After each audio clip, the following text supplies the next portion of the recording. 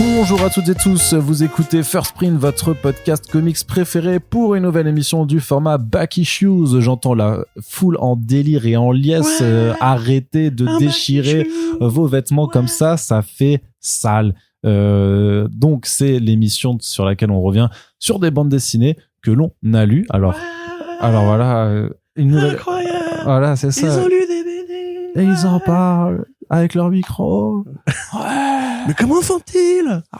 C'est fou quand même. Format novateur, Oui. disruptif. Exactement. On n'a jamais entendu nulle part ailleurs. Le book club. On a inventé le book club. Le book club, c'est exactement. Avant l'an de grâce 2020, ça n'existait pas. Et non. Et non, c'est nous donc Back Issues avec l'ami Corentin ici présent. Tu vas bien? Oui. Ça me fait plaisir que tu ailles bien. Et toi? Moi, ça va. Sache que j'ai le nez... En fait, je sais pourquoi j'ai le nez tout le temps bouché. Parce que j'ai des trucs de genre des polypes, je sais pas quoi, dans les cavités là, et voilà, c'est pour ça. Ah bah, Il faut que j'aille voir à mon ORL. Je m'en serais douté. Si je dois me faire opérer ou pas. Voilà, vous le savez tout, mais on n'est pas ici pour parler de mes polypes sinusoïdales. Moi, j'ai la cloison nasale déviée de naissance. Mais moi aussi un petit peu. Ah, Mais pas autant que toi. c'est fou. Peut-être qu'on est... on est des clones. T'allais faire une autre blague là? J'ai eu très On est peur. des frères, qu'on était des frères, Ouais, je veux ok. dire. Non, bah non. Peut-être qu'on est des clones. Donc, on est là pour parler de comics, Corentin, surtout. C'est ça. On a juste des gènes pourris en fait. C'est ça le principe des Back Issues, une émission qu'on a bien là, je pense que j'ai arrêté de le répéter à chaque fois, puisque le format, il est revenu, il est bien installé. On a chroniqué plein de BD cette année. On continuera de le faire. On essaiera d'en faire toujours plus aussi, histoire de vous montrer toujours la diversité de la proposition de la bande dessinée anglophone, américaine principalement, mais pas que. En France, il y a de très très chouettes choses qui sont sorties. Et des comics Marvel. Et des comics Marvel. On commence par du Marvel, oui, tout à fait, avec l'album, commentateur sportif, l'album Namor qui entre sur le terrain. Hey, il est écrit par Jason Aaron. Il est dessiné par je ne sais plus qui. Il est sorti chez Panini Comics dans un format 100%, mais plutôt épais, puisque c'est un album qui contient l'ensemble des 8 épisodes de cette maxi-série.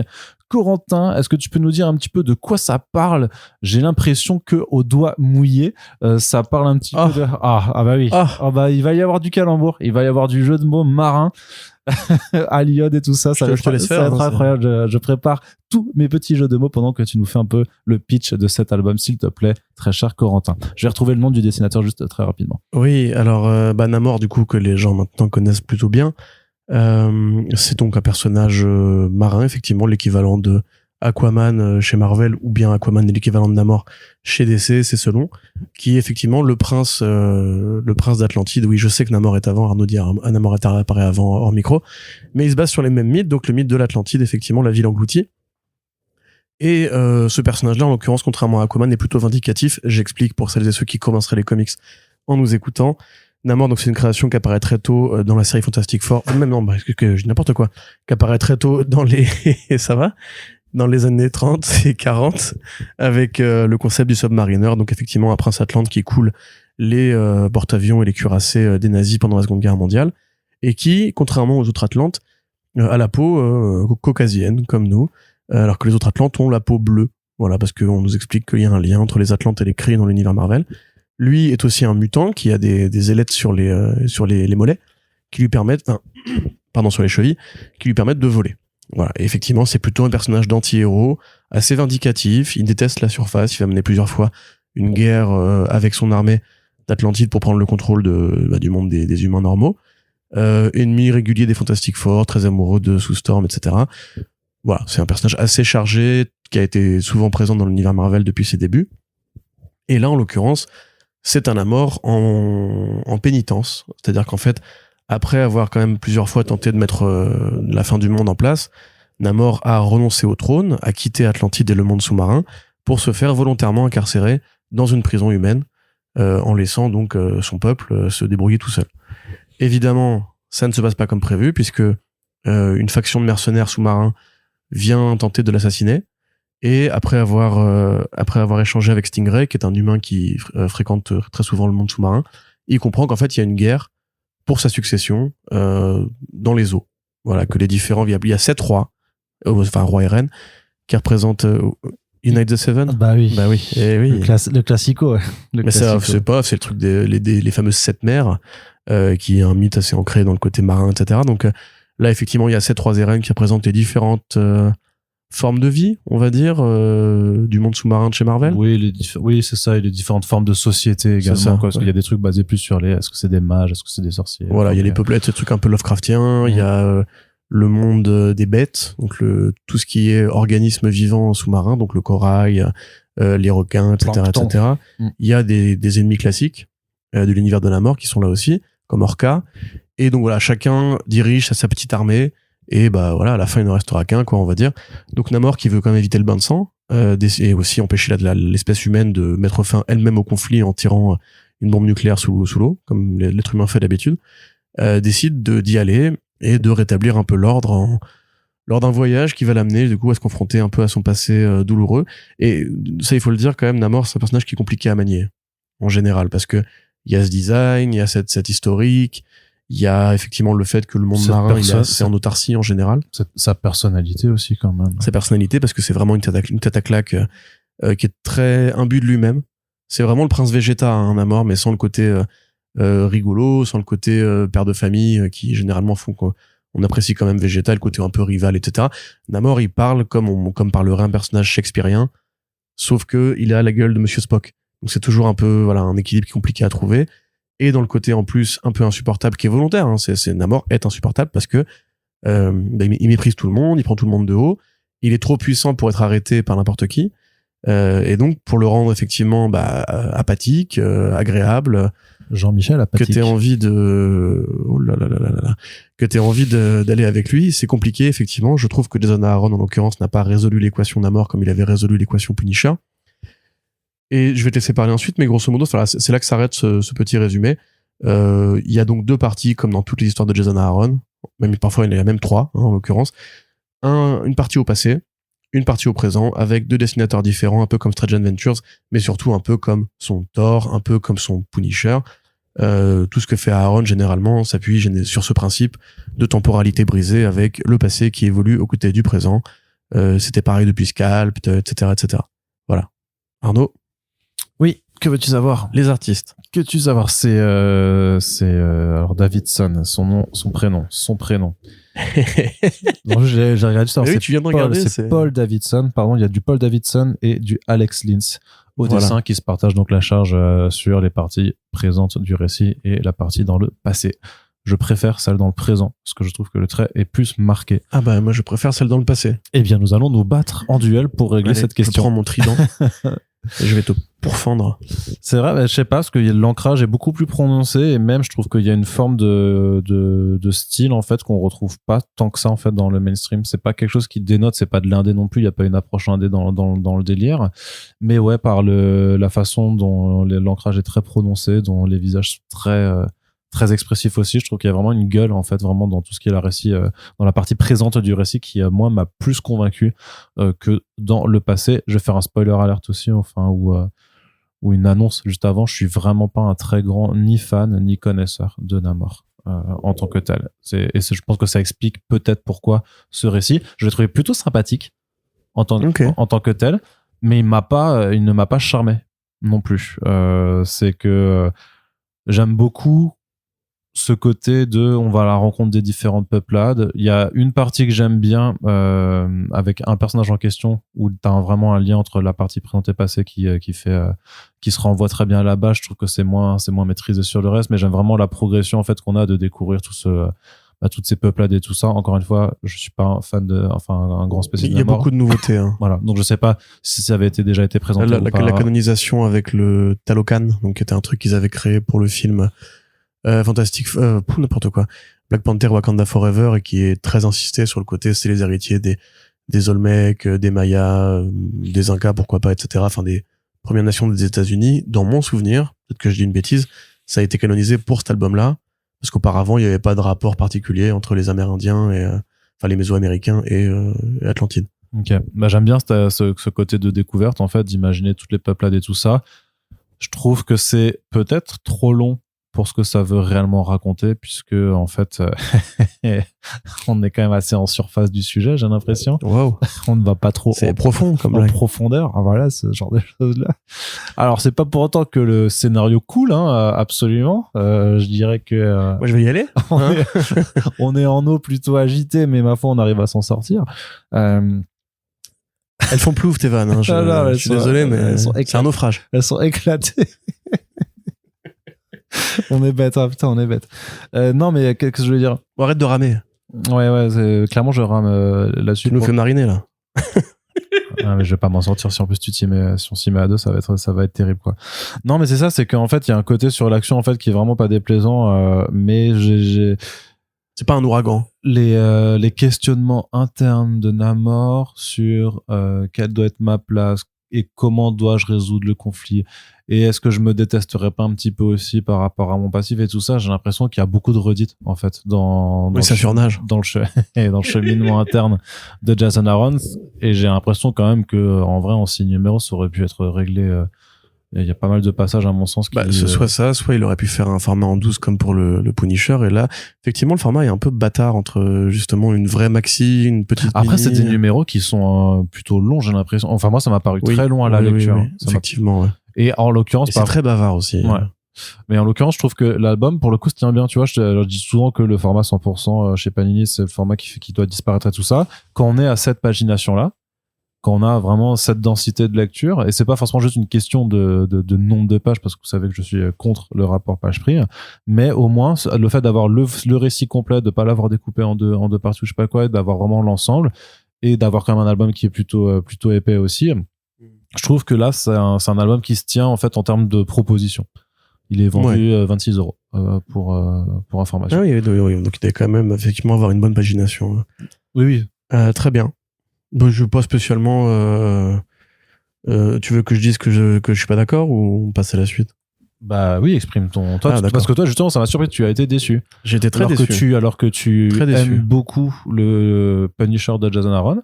Oui. Moi, je préfère ce Namor quand même Mais il est fou. au Punisher de Jason Aaron qui, rappelons-nous, moi, m'avait fortement déplu quand même. Ah bah pour moi. Pas fortement, mais le truc c'est que c'est. En tout cas, j'ai trouvé ça plus divertissant, et sur le personnage, j'ai trouvé ça moins out of character dans sa conclusion que ne l'était le Punisher.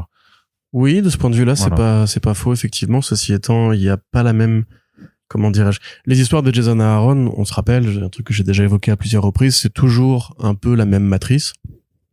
Sauf dans les comic stores où il va chercher un peu plus loin. C'est le rapport bestial, en fait, de l'être humain à la violence. Et toujours dans un chassé-croisé entre voilà qui j'étais avant de me confronter à la cruauté des hommes, et voilà ce que je suis devenu, c'est-à-dire un héros un peu meurtri, un peu solitaire, un peu agressif, etc. C'était pareil dans The Goddamned, c'était pareil dans Savant Bastards. La plupart de ces comics, voilà, même son Wolverine avait un peu d'éléments comme ça. Là, on est vraiment sur le Jason Aaron des Jason Aaron, dans le sens où t'as vraiment la double temporalité, un personnage solitaire, qui est très fort, qu'on ne peut pas arrêter. C'est aussi un truc qui est assez commun à sa bibliographie, c'est quand il écrit des personnages qui sont trop puissants pour être arrêtés, ça tourne très vite en rond, je trouve, parce que en fait, il y a pas vraiment de conflit. Le conflit, il est intérieur, c'est-à-dire que c'est en fait le personnage qui se heurte à ses choix personnels, mais il a pas vraiment d'aventure à mener, puisqu'en fait, tout ce qu'il fait, c'est essayer de résoudre un problème qui est fondamentalement humain, en l'occurrence même humain subaquatique, mais ça reste le même problème. En fait, c'est la société est mue par le désir, par l'instinct, par la bestialité, par le désir de conquête. Et voilà, dans un paysage de péplum sous-marin, moi j'espérais que ça irait justement plus taper dans la maximalité en fait de ce truc-là. C'est-à-dire qu'enfin il pourrait, étant affranchi en fait de ce que le Punisher peut faire, parce que dans la série Punisher, pour rappel, il devient la bête, donc la créature, la divinité qui guide le clan ninja de la main. Et donc là, Castle, il se met à massacrer par milliers, et vraiment, ça devient un truc beaucoup trop gros pour un héros qui, normalement, justement, est censé être urbain, et poser, en fait, simplement la question, un peu comme Todd McFarlane se la pose parfois, si un pédophile multirécidiviste est libéré de prison, est-ce que tu vas prendre un fusil pour aller le tuer? C'est un peu ça, le Punisher, au départ, tu vois. En l'occurrence, voilà, c'est le fait d'en faire une sorte de Gengis Khan qui va faire des massacres de masse en appliquant sa logique à lui. Pour moi, c'était trop gros, et justement, effectivement, la fin, du coup, se tenait pas, ou en l'occurrence, si elle se tenait, il aurait fallu qu'il se suicide. Parce que ça aurait été la seule porte de sortie possible. Mais on est chez Marvel, donc ils l'ont juste fait disparaître, c'était un peu raté.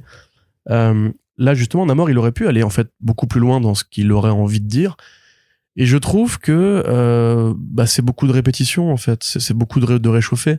C'est beaucoup en fait voilà Namor qui se dit putain quoi, c'est pas facile, j'étais victime de racisme, et puis en plus maman voilà était tout seul pour m'élever, et puis ils sont tous quoi, et tu dis frérot moi je le sais ça en fait, on l'a tous lu, enfin tous lu. Pas forcément que du Namor, mais c'est des tropes, tu vois, c'est tu mets peut-être un doigt sur le fait que c'est peut-être un récit qui s'adresse plus à des gens qui ont moins de background que toi, et c'est peut-être pour ça que moi je l'ai plus apprécié que toi, c'est pour ça que je l'ai dit en préambule, c'est que je suis vraiment pas très très connaisseur du personnage, en tout cas moins que toi, ça c'est sûr, et que donc ce que j'ai lu dans cette histoire, j'ai ressenti moins de redites que toi qui non, mais je suis pas non plus un énorme fan, un connaisseur de Namor, mais ce que je veux dire c'est que là je trouve pas, enfin ça fait pas vraiment lecture, comment dirais-je, ça ne me satisfait pas parce que je pense pas qu'en fait la résolution me maille vraiment, tu vois, c'est très prévisible déjà, c'est vraiment un boss rush, c'est-à-dire qu'il va de level en level pour aller confronter un peu les différentes factions d'Atlantine. Oui, vas-y. Non, parce que dans sa conclusion, moi ça m'a fait penser vraiment le statu quo de la conclusion, je me suis dit en fait c'est une préquelle au récit The Depth, tu sais. The Depth. Ouais, le Namor, les profondeurs là. Ah oui. Mais voilà, ça justement c'est une réinvention beaucoup plus intéressante à mon sens, qui va dans le genre et tout. Là, on est quand même, et c'est encore un peu du Thor d'ailleurs. Hein. Le côté les 9 royaumes, là, c'est les 7 mers, tu vois. C'est de la fantasy sous-marine. Et en soi, le côté fantasy, justement, moi je me suis dit, le côté fantasy sous-marine, avec les grandes bagarres de monstres et d'armées et tout ça, je me suis dit, toi qui adore la séquence finale du premier film Aquaman, je me suis dit que ça allait. Mais moi, tous les récits sous-marins, j'adore ça. J'ai une passion pour. Parce que voilà, c'est mon histoire personnelle, mais j'ai toujours adoré faire de la plongée, j'ai toujours adoré nager, j'avais 2 familles qui étaient sur des littoraux différents entre la Bretagne et le Midi quand j'étais gamin, donc évidemment voilà, j'étais très vite passionné par ce truc-là. Et que tu allais plonger tous les jours dans la Garonne, c'est incroyable dans le Midi. La Garonne, alors c'est pas une mer la Garonne, malheureusement, c'est dommage. Ça t'empêche pas de nager dedans. C'est moins profond, c'est moins profond que l'océan Atlantique ou la Méditerranée, mais pourquoi pas plonger dans la Garonne et dites-nous si c'est cool. On fait avec ce qu'on a. Mais bref, ce que je veux dire c'est que moi justement je suis normalement super client ce genre de machin. Et en comparaison du Aquaman de Rambe, voilà, je trouve ça quand même beaucoup plus conventionnel. Alors qu'il a les moyens, c'est du Black Label, entre guillemets, ce genre de série, c'est de la série d'auteur où il peut se faire plaisir. Et ce que je préfère, moi, c'est justement les passages originels. Parce que c'est là, en fait, qu'il parle de corruption, c'est là qu'il parle de pourquoi Atlantis ne marche pas, pourquoi c'est un reflet de notre société à nous, en fait. Parce que c'est une fucking monarchie aussi, quoi. Il y a une vraie remise en cause de cette façon de fonctionner. Et effectivement, dans le côté fantasy, t'as le poids du pouvoir, parce que tu comprends que, en fait, tous les rois ont eu à interagir avec Neptune. Et à comprendre en fait le mensonge originel de cette civilisation, et c'est pour ça qu'elle est aussi gouvernée par le nihilisme, par l'injustice et tout. Et ça, même le dessin, je trouve que c'est mieux foutu parce que ça m'évoque plus du Ramon Afradon dans les designs très hauts, très rondouillards, très propres, très enthousiastes, même les effets de sous-marin avec l'espèce de colorimétrie, un peu comme dans le film Aquaman pour le coup, où on te croit que c'est sous l'eau parce que juste on te met une espèce de petit effet de brouillard un peu opacifiant.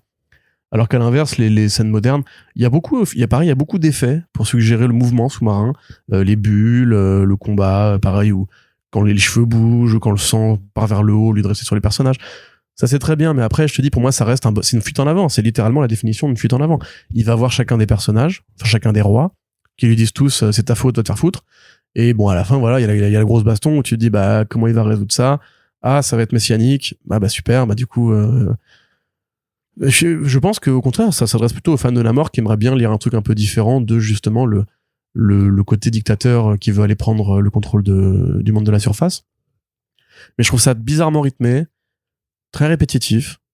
J'ai pas tant graillé que ça au niveau des designs sous-marins. Il y a quelques splash pages qui sont très jolis pour le coup. À la limite, c'est pareil. Le peuple, j'ai oublié que ça existait ce truc-là. Le peuple des sorciers Lovecraftiens, tu vois, qui ont les tentacules de Cthulhu et tout. Ça, c'est une super idée. On les voit qu'à la toute fin, tu vois, c'est un peu dommage. Au global, ouais, c'est un blockbuster sous-marin qui pourrait être un Aquaman 3 par James Wan, sans l'humour. Mais je pense vraiment qu'Aaron commence un peu à tourner en rond, petit patapon, et qu'il serait peut-être temps, voilà, pour lui aussi de revenir justement sur les trucs plus conséquents, de plus long terme, parce que comme tu l'as dit, le format 8 numéros, je le trouve un peu hybride, ni vraiment satisfaisant dans sa structure, parce que t'as pas vraiment un grand moment que tu vas retenir, en fait, à part la fin. Tu vois ce que je veux dire? Parce que tu te souviendrais, toi, de tête d'une grande scène, un peu, dans cet album qui... Non. Voilà. Non, il y a une scène que j'ai bien aimé, juste c'est la scène du duel de Vinas là, Oui. sous l'eau, qui je trouve en termes justement, tu parlais d'effets graphiques de sous l'eau, de réussir à mettre en avant, parce qu'en fait c'est en gros il s'entoure d'un vin empoisonné quoi, tout autour Ouais. d'eux, et c'est à celui qui en boira le plus, mais sous l'eau aussi, ce qui est donc du coup en termes d'effets c'est du liquide dans du liquide, donc c'est assez compliqué à représenter quand même, mais je trouve que ça rend pas mal en fait la façon dont ils Oui, l'ont non, fait. ça rend pas mal. Ça rend pas mal. Après, voilà, tu sens bien la puissance de Namor qui est clairement, c'est Oui, c'est un dieu, hein, quasiment, à ce c'est stade. l'île le plus fort. Voilà. Mais je trouve effectivement, ouais, il y a, parce qu'on part pareil, il y a une sorte de propos un peu, j'ai envie de dire anti-Trump, si on veut vraiment plisser les yeux, où il dit qu'en fait, quand ils ont fondé Atlantide, les gens qui étaient pas de la bonne couleur de peau, les gens qui étaient gays, etc., ils les ont foutus à la porte de la ville, et c'est ce que est devenu, en fait, Talocan. Ensuite, c'est pas du tout exploré, absolument pas. Son ex, c'est une meuf un peu contestataire, c'est un peu les années punk. Ça, c'est un beau passage, tu vois, pour le coup, quand tu vois, en fait, le petit roi qui C'est ça, tombe c'est amoureux de voilà. la petite punk. C'était ce passage très lié présent-passé. Ouais, voilà, ça, c'était bien fichu, mais justement, en fait, le problème, c'est que Namor, c'est vraiment une tête à claque, quoi. C'est vraiment un trou du cul, et même, depuis qu'il est gamin, t'as envie de dire que, en fait, c'est un petit enfoiré, et que, il pense vraiment que c'est l'Imperius Rex, le roi des rois et tout. Et moi, j'arrive pas à m'attacher à ce personnage-là parce que, justement, c'est dans les failles de Vegeta, pour faire la comparaison, que tu l'aimes. C'est quand Vegeta se sacrifie pour sauver son petit frère, son fils, Trunks, contre Boo, par exemple, qui dit adieu, Bulma et Kakaroto. Là, tu dis, putain, Vegeta, c'est comme un bon gars et tout. Que là, vraiment, tu dis, mais non, c'est même pas un bon gars. Enfin, c'est un martyr de merde, quoi, un peu. Donc ouais, non, franchement, j'étais assez... Et puis, ça parle beaucoup. Le rapport avec Neptune et tout ce côté, les poissons qui parlent, je trouve ça raté. En fait, à plein de niveaux, je trouve que c'est un vrai coup d'épée dans l'eau, finalement. Ça floppe. Ouais, ça fait plouf. J'ai compris. Et J'ai compris que tu voilà. Tu es mon client. Tu es en mon revanche, client. effectivement, vous en aurez pour votre argent, si on peut dire, au niveau de du temps de lecture. Oui, ça c'est sûr. Ça, Mais c'est peut-être que mon avis, hein. Non, et puis je pense qu'on a compris ton point de vue et le mien là-dessus. Donc ce sera évidemment au lecteur de trancher sur la question en allant en librairie ou en bibliothèque, bien sûr, si votre bibliothécaire a commandé cet album qui est donc disponible chez Panini au prix de 26€. On passe du côté de iComics, ou je dirais plutôt du côté de iGraphics, puisque c'est sous ce label que nous avons des romans graphiques. Non, au-delà de ça, c'est plutôt... Dans l'occurrence, c'est une mini-série. Donc, non, c'est une mini-série, c'est plutôt... Non, c'est sous ce label qui regroupe maintenant les comics indés, qui ne sont donc pas les comics de licence des Tortues Ninja ou de Rick and Morty, qui sont de leurs deux licences principales. Donc, oui, en plus, c'est là, on n'est vraiment pas dans un format de roman graphique en tant que tel, comme pourrait l'être un It's Lonely, ou même comment tu peux travestir Down Runner quand tu le fais dans un très grand format, parce que ça, même si c'était en très grand format, ça reste vraiment de la série de comics de pur divertissement, très récréatif, très hook, avec des monstres. Oui. Dans le sens, et pour le coup trop petit en l'occurrence, parce que avec le dessin de Nick Bradshaw, donc c'est écrit par John Layman, le scénariste de Choo et de Safran Choo, le spin-off, et de tout un tas d'autres trucs très sympathiques, et c'est dessiné par Nick Bradshaw, qui est un excellent dessinateur en l'occurrence, Corentin, sur une île perdue dans le triangle des Bermudes, un avion s'écrase et un jeune fils de riche industriel rencontre Bermude. Voilà, rencontre Bermude. Enfin, il tombe avec sa sœur sur cette île bizarre. Sa sœur est enlevée par des êtres... des hommes poissons. Ils ont les tritons, je crois qu'ils s'appellent tout simplement. C'est les merman en anglais, donc c'est mermaid. Oui, je crois que c'est les tritons. Il faut que je regarde mais la traduction, mais c'est les tritons, il me semble. Et donc... désespéré de pouvoir retrouver sa sœur, il tombe également sur une jeune fille qui s'appelle Bermude, qui vit là depuis des années en compagnie de son grand-père adoptif, et ils vont donc essayer de retrouver cette sœur disparue, tandis que dans le monde des hommes, en fait, on essaye de créer un passage qui permettrait d'aller sur cette île particulière, quitte à ce que tout puisse aller à beaucoup de travers, puisque les tritons là sont absolument méchants. Voilà. Tout simple. Et Bermude qui ne porte pas de Bermuda. Alors que c'était le jeu de mots au départ. C'était le jeu de mots, mais maintenant c'est juste que l'île en question où elle est, c'est dans le triangle des Bermudes, et il y a une île qui s'appelle la Grande Bermude, et justement, quand t'as le gamin qui dit à un moment, je voulais voir la Grande Bermude, et la Grande Bermude, c'est elle en gros. Parce qu'elle est pas petite. Pas mal. Oui, tout s'explique. C'est beau. C'est pour ça que ça a été traduit en Bermude et pas à Bermuda, puisque oui, il y avait plus non plus de sens avec garder le jeu de mots. Après, on pourrait dire Bermuda, parce que c'est le nom comme ça que ça s'appelle Enfin, l'île de Bermude s'appelle Bermuda normalement. Mais... Ouais, mais vu qu'elle a un nom français, je pense que c'est pour ça que. Non, bien sûr, mais oui, non, mais littéralement. Hein. Ouais. Corentin. Parce que le triangle des Bermudas, tu vois, ça serait moins. Alors c'est pas. Trois Bermudas mis en triangle, c'est un peu pas terrible du coup. Ouais. C'est pas un récit qui fait réfléchir. Non, c'est un récit divertissant, comme tu l'as dit. C'est même pas spécialement drôle pour un comics de Lehman qui est quand même plutôt connu pour son humour un peu absurde, avec notamment Chou effectivement, mais aussi Outer Darkness, avec ce qu'il a fait chez Dynamite sur Red Sonja, où il y a toujours un peu un petit côté comique ou léger. En plus, j'allais dire, il a un humour un peu à la bouahaha, pas forcément. C'est pas du Dematteis Giffen, mais il y a quand même une petite envie de se régaler généralement chez Lehman. Là, c'est vraiment une petite production originale au sens premier du terme, c'est-à-dire que ça a pas vocation à être beaucoup plus que ce que ça n'est. Donc alors, l'idée, comme souvent avec les comics de Lehman, part effectivement d'un jeu de mots, donc Bermuda, et du principe que dans la vraie vie, il y a ces théories du complot autour du triangle des Bermudes, une zone donc qui est située entre les Bermudes, la Floride et je crois que c'est le nord de Porto Rico. Donc voilà, c'est une zone où effectivement il y a eu plusieurs crashs d'avions, ce qui a donné lieu à une sorte de croyance que cette zone géographique correspondait à une sorte d'anomalie et que pourquoi pas dans cette anomalie en question pourrait déceler une sorte de zone secrète, difficile d'accès, pourquoi pas une porte dimensionnelle. C'est aussi de ces théories du complot que par le concept de la série Lost de Damon Lindelof. L'avion qui s'écrase sur une île mystérieuse où il se passe plein de trucs surnaturels, c'est le même point de départ que le comics Bermude. C'est un imaginaire très ancré dans les États-Unis, qui sont un pays d'aviation, évidemment. Donc là, effectivement, on a ce petit héros qui a pas énormément de personnalité, qui rencontre Bermude, qui c'est la Tarzan de cet univers-là, c'est l'enfant sauvage. C'est très classique de ce point de vue-là. Elle va le secourir, elle connaît par cœur l'île, ses occupants, elle est évidemment intestable à la baston.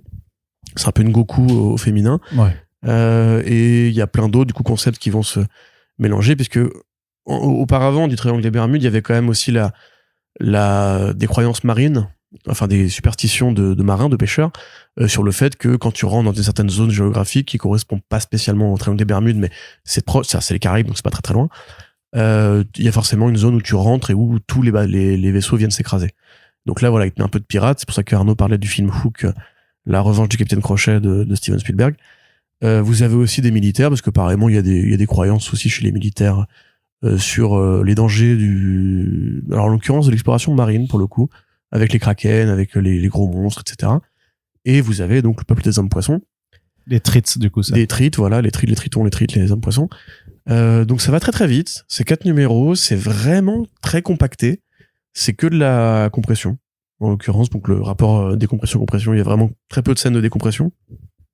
Et elles ont seulement vocation, en fait, à installer un peu le caractère des personnages, on va dire.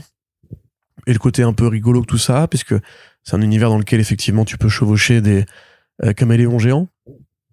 Bon, ça c'est cool, on est content. Il y a effectivement... Il faut toujours mettre un peu d'enjeu quand même. Donc on va te dire, par exemple, que les pirates, ils remontent à l'époque de Lafitte, ils remontent à l'époque de Cook. Non, c'était Edward Teach, ça c'était le Blackbird, bref, peu importe. Donc ils mettent toujours des petits prologues au début pour dire voilà comment tel élément est arrivé sur l'île. Et t'es content de le savoir. Néanmoins, ça a pas de grosse portée ultra utile. En fait, c'est des séquences. C'est-à-dire que le personnage du héros va vouloir aller sauver sa sœur. Il se casse tout seul, évidemment. L'île est dangereuse, donc il va se faire alpaguer. C'est un peu la Jumanji. Bermude arrive et étant la seule nana qui a grandi vraiment sur l'île, qui connaît tout par cœur et qui est l'enfant sauvage, comme je disais, un peu on va dire comme le gamin dans Jurassic Park 3, voilà, elle sait comment se débrouiller, donc elle va casser la gueule à tout le monde, aux araignées, aux pirates et tout. Et une fois que cette aventure-là elle est passée, hop, on passe à la péripétie suivante, hop, péripétie suivante, hop, péripétie suivante, et à la fin il y a le combat final, voilà, où il faut sauver le monde, quoi. Donc c'est une petite série d'animation en 4 numéros, c'est très très rapide. À mon sens un peu frustrant parce que t'aurais l'impression qu'il avait peut-être envie de faire plus que ça, mais j'ai un peu du mal moi à cerner le John Lehman moderne, dans le sens où depuis la fin de True Outer Darkness, il a pas vraiment relancé de gros projets de très long terme, alors que c'est un mec qui est bon sur l'écriture en volume, il est bon sur les suites. Alors en l'occurrence il y a quand même une porte ouverte sur une suite éventuelle. Mais c'est très classique. En fait, c'est très très classique. C'est vraiment du comics léger, coloré, avec un petit bestiaire sympa. Les personnages sont attachants, mais on n'a pas beaucoup de place pour mieux les connaître. La fin est extrêmement prévisible. Voilà, le gros monstre, l'alliance, le portail, limite le tube bleu mis dans le ciel. Hein. Ouais, c'est un petit film d'action, un petit Jumanji-like des années 90, avec un dessin qui est sympathique. En fait, moi, c'est sympathique. Voilà, c'est mon résumé de ce projet-là. J'ai pas beaucoup de couches d'analyse à vous donner, parce qu'en fait, je pense qu'il n'y a pas vraiment de propos que un peu sur Lehman aurait envie de mettre dedans. Non, c'est ça, parce que si on cherche un peu de la thématique, concrètement, c'est vraiment le côté se faire des amis en chemin, en fait. C'est le vrai trésor. C'est ça, le vrai trésor, ouais, c'est le ça. vrai One Piece. Ouais, mais c'est un peu con, mais en fait, ça n'a pas trop la place d'aller plus loin. Moi, ce que je trouve vraiment très, très chouette, c'est le dessin, surtout vraiment d'un point de vue graphique, en fait, notamment sur le côté, il y a du caméléon géant, il y a des treats, il y a des pirates, il y a plein d'univers qui se mélangent, en fait, et ça reste cohérent, en fait, de les avoir tous au même endroit. Là-dessus, c'est vraiment super. Pareil, en termes d'action, il y a vraiment des cases qui sont ultra dynamiques, un découpage, enfin, vraiment, c'est hyper efficace. Bon, on se rappelle que le projet, il a mis 3 ans à voir le jour, donc on se doute bien qu'il y a eu des soucis. Alors, je sais pas si c'est pour Nick Bradshaw de réaliser finalement les numéros sur lesquels il s'était lancé, pour le titre de réussir à voir le jour. Je sais pas trop ce qui s'est passé, mais le côté très compressé, très rushé fait qu'à mon avis aussi, on est sur un projet qui devait avoir une autre allure, peut-être qu'il peut prendre un peu plus son temps, et sur lequel finalement on a décidé de vraiment serrer les vis au maximum pour avoir quelque chose d'assez compact. Et en l'occurrence, c'est une lecture qui est très rapide. Là, on parlait avant de Namor qui te prend une paire d'heures, je pense. Voilà, ça en une demi-heure, c'est plié, quoi, vraiment, et sans se forcer, en fait, parce que au-delà du rythme et tout, et parfois ça peut être une bonne chose, hein, parce que il y a des mangas qui se lisent aussi en une demi-heure et que tu kiffes trop, que tu t'aimes beaucoup, quoi, mais c'est léger. C'est vraiment léger. Il y a plein de bonus pour le coup dans cette édition, mais qui prennent presque un tiers en fait de la pagination totale, quoi. Donc c'est sympa, mais c'est un peu dommage aussi, parce que c'est-à-dire qu'au final l'histoire n'a pas tant de substance que ça, et je pense que tu n'y reviens pas, en fait. Mais tu sais pourquoi elle a été signée en France? Je veux dire, qu'est-ce qui était le facteur déterminant? Parce que moi encore une fois, je trouve ça très sympathique, hein, si vous avez déjà je pense un petit ou une petite qui est fan d'aventure d'île aux monstres et compagnie, ça fait carrément le boulot.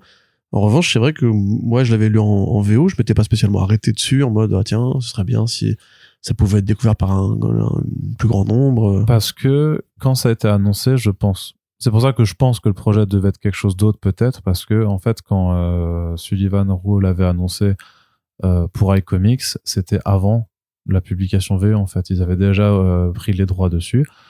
Parce que j'imagine que à l'édito chez iComics, ils avaient déjà pu découvrir peut-être les 2 premiers numéros. Tu sais, comme pour Dawnrunner, ils l'ont signé, il y avait que 2 numéros, ils étaient convaincus que ça allait pas. Parce que parfois c'est comme ça, en fait. Parfois t'attends pas qu'il y ait 5 numéros qui soient sortis, parce que sinon tu te le fais prendre par un autre éditeur. Donc je pense que le projet devait sûrement avoir une autre allure et une autre ambition. À me demander s'il y avait pas peut-être des plans de trucs médias derrière aussi qui auraient pu avoir lieu. Et en fait, ils l'ont publié parce que ils avaient acheté les droits d'acquisition, je dirais, c'est pour 3 ans, que le titre a fini par voir le jour au bout des 3 ans, et que ils se sont dit on les avait déjà payés, en fait, donc autant terminer le job. Mais après, oui, ça c'est typiquement Bermude, c'est typiquement le titre indé qui pouvait sortir en 2017 et s'en sortir comme un petit indé sympathique que des gens allaient. Pour moi, c'est un peu un Shirtless Bear Fighter, tu vois. Shirtless Bear Fighter, ça sort aujourd'hui. Bon, c'est marrant, tu vois, moi je kiffe en vrai, mais ça a très peu de chances de réussir à vraiment trouver, je pense, un public assez large. J'ai l'impression qu'en 2017 on avait plus de tolérance, où la proposition était moins dense aussi, qui fait qu'on pouvait se permettre d'avoir des choses en indé qui soient très divertissantes en one shot, très pas prise de tête, tu vois. Pour moi c'est aussi sympathique qu'un Grizzly Shark aussi, qui concrètement n'a pas de grand intérêt. Tu vois, c'est juste du fun, c'est gore, c'est violent, c'est stupide. Moi, ça me va très bien. Mais en termes d'histoire, de ce que ça raconte derrière, est-ce que l'univers est si original que ça? Non, effectivement. Est-ce que c'est si intriguant dans les développements? Non, effectivement. Par contre, c'est beau. Moi, franchement, je trouve que Bradshaw, il a un trait qui est incroyable, quoi. C'est ultra détaillé. Moi, je trouve ça assez génial. Ouais. C'est très Disney, en plus, dans le côté, Le Land Pirate de Disneyland Paris, ouais, c'est un peu le même. Oui, sûrement, je sais pas, je vais pas à Disneyland Paris, mais très certainement. Ah bon? Qu'est-ce que j'ai à faire là-bas? Bah, je sais pas, te détendre, t'amuser. Me quoi? Tu sais, genre aller faire des manèges, Ah non, la manger une glace, bah non, mais je suis pas. prendre des photos avec Mickey. Alors je peux prendre. Et c'est pas Mickey. Je peux prendre des glaces ailleurs qu'à Disneyland Paris quand même. Et je suis à peu près sûr non, que. non. Je suis à peu près sûr Ils ont monopole. Non, Ils ont monopole des glaces, je suis désolé. Ouais, il Nicolas pas. En France, il y a que Disneyland Paris qui fait des glaces. Non, mais du coup voilà, je n'irai donc pas à Disneyland et je ne sais pas du coup s'il faut recommander Bermude plus que ça. C'est vraiment parce que c'est 24,95, donc j'ai envie de dire. Ah bon? Bah oui. Ah oui, bah dans ce cas la réponse est non. Bah la politique tarifaire d'iComics c'est toujours ce qu'elle est. Ah oui non ça en 2025, à 16 ou 18 balles j'aurais dû. Oui c'est ça. Non mais c'est ça. Faut être curieux mais 25 balles non. C'est pour ça aussi que je disais l'indé de 2017 parce que c'est l'époque aussi effectivement un titre indé coûtait certainement un peu moins cher aussi parce que on vous la refait pas sur les prix du carton et du papier de l'époque, mais voilà, je pense qu'à ce tarif-là effectivement ça avait une chance. Aujourd'hui vu que le format standard de cet album-là de toute façon il est toujours maintenant, franchement quand tu t'en sors bien à 18 sinon pas plus de 20 balles, effectivement là ça devient compliqué de le proposer aussi parce que là, c'est juste que en termes d'investissement artistique, émotionnel, narratif et tout ça, bah t'as du mal à t'y retrouver, quoi. C'est. Oui, non, mais encore Kali, je l'avais vendu alors qu'effectivement c'était très léger en termes de poids-page. Ouais, mais alors c'est là, pardon, et c'est là où je voulais finir. Pourquoi l'avoir fait avec un dos rond en plus dans ce format comic standard? Là, par contre, effectivement, fallait l'agrandir un peu comme Kali, fallait l'agrandir, l'agrandir, quoi. Clairement, parce qu'à la limite, ça se trouve un intérêt. Tu me dirais. Ça aurait été en 21-32 là, tu sais, un vrai format agrandi avec les dessins, du coup là les caméléons géants de Nick Bradshaw en vraiment très grand. J'aurais déjà plus compris, vraiment. Je trouve c'est vrai que tu le vois, tu te dis qu'il vaut pas 25 balles, quoi. Bah c'est ça, c'était comme pour le It's Lonely aussi, qui était tout petit, qui était à 27 et quelques, et qui avait pas du tout l'épaisseur ou l'allure, en tout cas en tant que livre objet de ce que tu peux surtout avoir. En plus enfin certes c'est conjoncturel hein, l'augmentation des prix, mais les fans de comics, ils ont de la mémoire, quoi. Ils se souviennent de l'époque où ces machins-là coûtaient 15 ou 16 balles, tu vois. Ah, ça a jamais coûté 15 ou 16 balles. Un album de cette taille-là, ça ressemble vraiment à un ancien 100% Panini, je trouve. J'en ai encore à la maison qui ressemble un peu à ça au niveau de la taille et, comme tu dis, du dos un peu rond et tout. Ouais. Non, à 25 balles, ça vaut pas le coup, sauf si vraiment vous avez un kink malsain et bizarre sur les caméléons. Donc, qui fait Nick Bradshaw. Pour les zoophiles des caméléons, ça vaut le coup. Mettre 25 balles là-dedans. Ah, il y a ce cross pas lu. Mais je pense qu'il y a peut-être pas tant de zoophiles des caméléons que ça pour constituer un marché viable. Non, effectivement. Et après, je sais pas. Ça, je suis. Il faudrait peut-être faire une enquête. C'est peut-être un marché un peu trop niche quand même. Tu penses? Ouais. De nos jours, tu sais. Ce monde est après les furries, les écailles. Allez, on ne king shame pas Corentin. Chacun ses pratiques. Jamais. Tant qu'on respecte son partenaire, on peut tout faire. Donc respectez vos caméléons aussi. On passe à la fin de ce podcast. Il y a la langue en plus chez le caméléon. Ah ouais, ça sexy. Tu dois faire des trucs de ouf avec. En vrai, ça m'intéresse maintenant, tu vois. Allez, let's go. Je vais me renseigner. On passe du côté de Urban Comics et on va rester en fait dans quelque chose de très léger aussi. Mais là, pour le coup, que moi, tu vois, j'ai envie de recommander, qui s'appelle Peacemaker Tries Hard, qui est grosso modo, on va dire vraiment juste un spin-off de la série télé en fait. Ça n'a plus grand chose avec le personnage de base. Absolument, ça n'a rien à voir avec le personnage de Paul Kupperberg, effectivement. Ou avec celui des comics récents chez DC. Ouais. Où c'est devenu le Peacemaker militarisé, machin, même dans l'univers Ultimate, c'est une force d'intervention, le Peacemaker. Là, on est vraiment, il est écrit et dessiné comme John Cena. Il a la caravane de John Cena de la série télé. Il a juste pas Eagly, à la place, il a un petit bulldog. Bulldog français, ouais. Ouais. French Bulldog. Qui est trop mignon. Et c'est un personnage d'anti-héros, débile, très musclé, très efficace, mais très con, qui va se faire manipuler par Monsieur Mala et le Brain.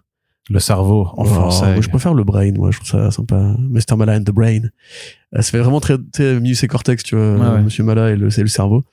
En fait, simplement, on se retrouve dans une espèce d'aventure un peu complètement conne, qui est assez généreuse, je trouve. Ça va vraiment taper sur plein de zones d'humour assez marrantes. Il y a des syndicalistes, il y a des ouvriers. C'est ça, c'est qu'en fait, il y a un gang de méchants qui sont en fait des super méchants ouvriers syndicalisés. Ouais. Du coup, ils veulent bien aller taper, faire des casses et tout ça, mais par contre, il faut respecter les horaires de travail. C'est génial. Les acquis sociaux, frère.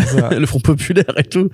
Et effectivement, même son espèce de pote un peu punk, enfin, peut-être très très barbu et tout, son contrôleur judiciaire, je crois. Oui, au départ, oui. Voilà, ou pareil, après, il y a une sorte de twist par rapport à qui il est vraiment. Enfin, c'est vraiment de l'humour très bien senti, très, pour le coup, des Mathéis Giffen. Ouais. Ça pourrait être du Justice League International sans problème.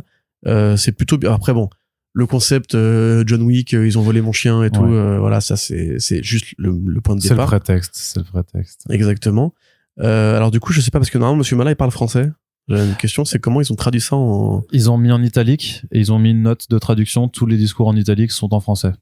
Ok, c'est pas idiot. Donc du coup, c'est voilà, tu pars du principe que c'est pour ça que pendant une bonne partie de leur première rencontre avec Mala et Peacemaker, ils se comprennent pas, quoi. Ouais, parce que Monsieur Mala est haïtien en l'occurrence, d'où le fait qu'il parle français. Ouais, voilà, donc c'est assez cool. Il y a effectivement cette scène de flashback avec les vieux justiciers des années 40. C'est même plutôt bien dessiné, je trouve. Ah oui. C'est du Steve Pugh. Bon, Steve Pugh, après voilà, c'est l'un des grands. Billionaire Island. Oui, bah d'ailleurs le toutou aussi. En fait, je suis en train de me dire, c'est un motif commun aux deux, le chien dans les deux cas. Steve Pugh aime bien dessiner des chiens. Oui. Voilà, chacun son truc. On ne king shame pas encore une fois. Mais ouais, non, franchement, ça fait carrément le boulot. J'aurais pas forcément envie d'énumérer les vannes parce que ce serait un peu vous gâcher le plaisir de lecture.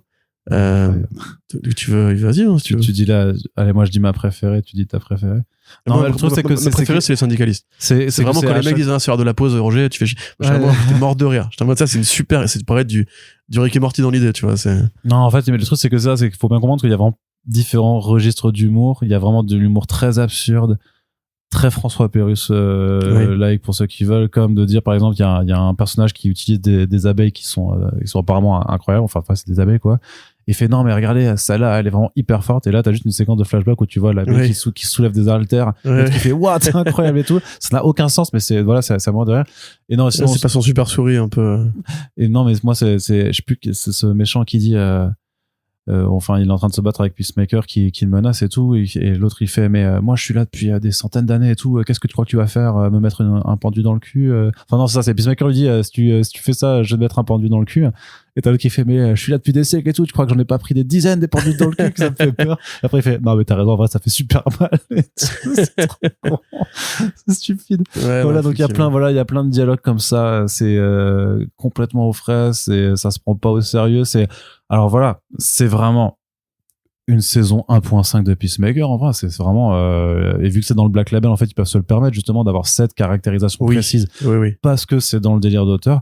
Mais ouais, moi ça m'a fait vraiment rire mais pour dire, c'est tellement dans l'univers de Peacemaker que la fin, c'est vraiment les personnages de Suicide Squad qui viennent lui rendre visite. Il a la collection de casques de la série, il a la même bagnole, il dit dude tout le temps comme le John Cena. T'as même des scènes qui reprennent un peu l'improvisation de Cena, tu vois, en tout cas quand on s'en rend bien compte, parce que pour la saison 2 de Peacemaker, dès la fin du générique, vous avez des scènes d'impro qui du coup sont pas scriptées, où les personnages disent un peu n'importe quoi, qui ont été pris en hors-cut du coup. Et là, genre, t'as une scène où tu sens, quand tu reconnais un peu l'improvisation de Cena des fois, quand il se met à délirer vraiment, à dire des trucs qui sont complètement hors contexte. Et là, pour le coup, je sais pas, il est en bagnole avec Mala, qui dit rien en plus, et il dit tu sais, je suis meilleur que Batman. Batman, franchement, il fait quoi? Il tape des clowns.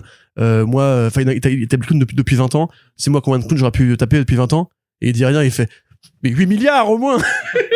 Il sent qu'il a compté dans sa tête, il a fait un calcul très compliqué. Et t'as Mala qui dit rien à côté, il y a juste la bande son qui joue en parallèle.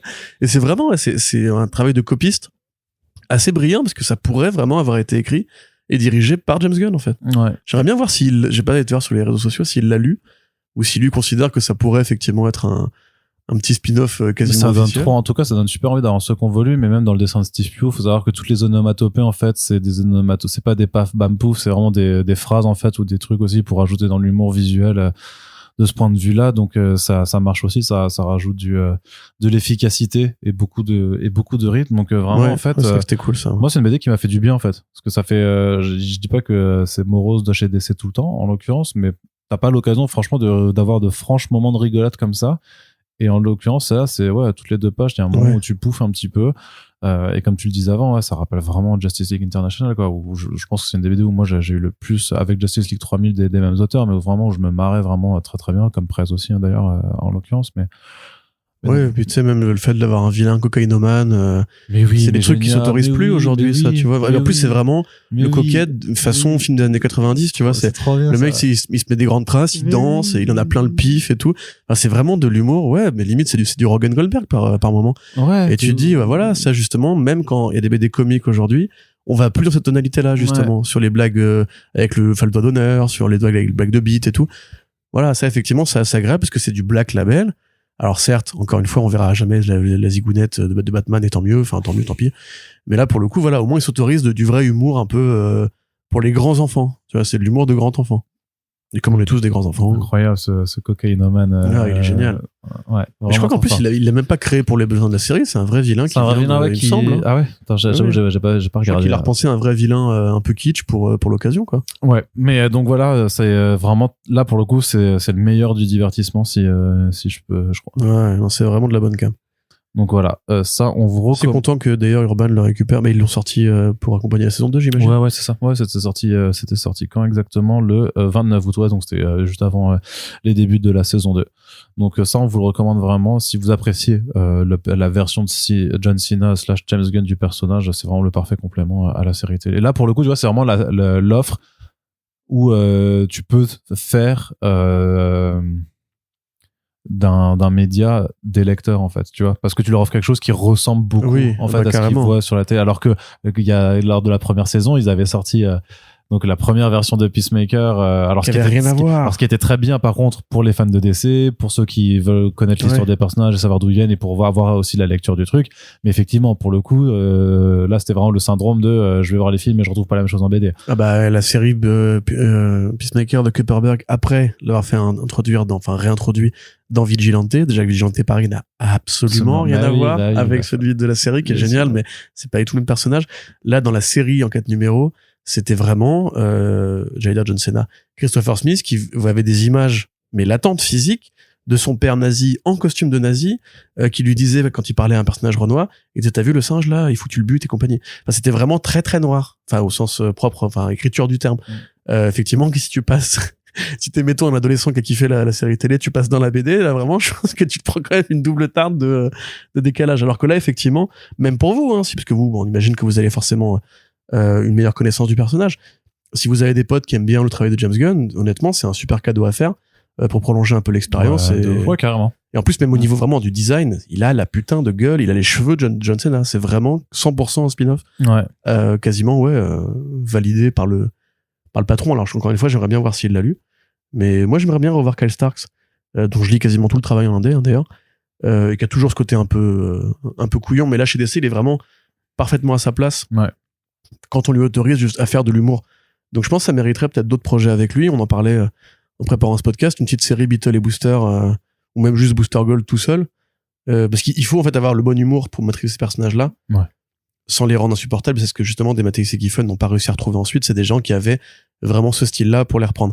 Il y a, ceci étant, c'est pas édité en France, mais les séries sur Fire and Ice qui ont été publiées relativement récemment. C'était pas mal. C'était du bon humour justement un peu... mais bon, avec des nanas, donc c'est un peu moins des couillonnes, mais il y a quand même ce côté vraiment un peu à l'ancienne qui revient aussi. Chez DC, ils arrivent à faire des petites séries comiques quand ils veulent. Très bien. Eh bien, on vous recommande ça. Donc ça, c'est 18,50 chez Urban Comics, donc en format Black Label. Et ben ma foi, on en a terminé pour ce Back Issues. Très bien. Donc c'était très bien. Donc n'hésitez pas à nous dire ce que vous avez pensé de ces albums si vous les avez lus, si vous comptez en lire l'un ou l'autre après nous avoir écouté ou non. Sinon, n'hésitez pas à nous dire ce que vous avez lu tout simplement de façon générale, de façon à aiguiller peut-être nos prochains Back Issues. Vous pouvez commenter sur notre site, sur nos réseaux sociaux, sur les plateformes d'écoute comme Spotify, comme sur YouTube, et vous pouvez également rejoindre la discussion sur notre Discord qui vous est ouvert à toutes et à tous. Et si jamais par exemple vous aviez 25€ et au lieu de prendre Bermude vous prenez le Peacemaker Trezard, et ben il vous reste de la monnaie, et cette monnaie vous pouvez la mettre numériquement sur notre plateforme Tipeee. Vous avez vu comme ça marche bien, comment c'est bien goupillé. Ouais, ça marche très bien. Même si vous n'avez pas envie de lire le Namor, vous mettez 26€ sur le Tipeee et hop là, et c'est parti. Vous aurez lu une bonne BD et un beau podcast. C'est merveilleux quand même. Exactement. Donc n'hésitez pas à nous soutenir également là-dessus si vous pouvez. Merci à toutes celles et ceux qui le font, et on se dit à très bientôt pour la suite de nos émissions. Salut.